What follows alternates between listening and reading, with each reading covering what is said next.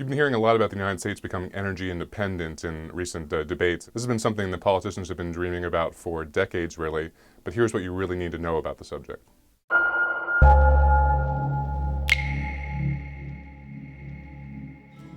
American presidents since Nixon have been promising to get the United States off foreign oil, and all we've seen since that time really is America importing more and more oil. This is actually coming closer to happening than it ever has before. Right now the U.S. is in a huge domestic oil production boom. The U.S. may actually be on pace to eclipse Saudi Arabia as the world's biggest oil producer.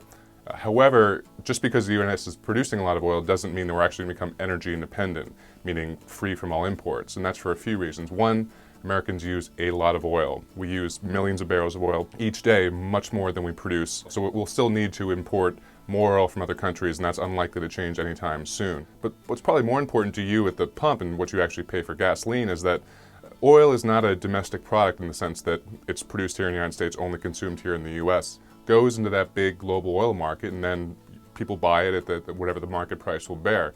The result being that even with more oil coming from the United States, it's likely to remain pretty expensive into the future. So we may be headed towards days where $3.50 a gallon gas, even $4 a gallon gas, could coexist with an America that's still producing a great deal of oil.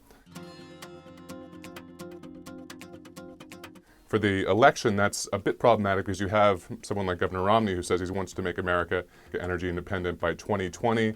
But again, that's not something that's likely to impact you when you're actually paying for gas. President Obama has also emphasized the idea of producing more energy here in the United States, but he also talks a lot more about reducing consumption through energy efficiency.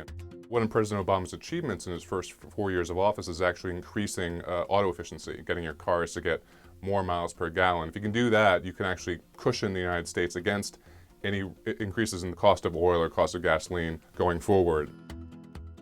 And that's really the bottom line. At the end of the day, as long as we all remain as dependent on oil as we are now, we will be paying a lot for it, even if more of it comes from the United States. So energy independence still remains a pipe dream.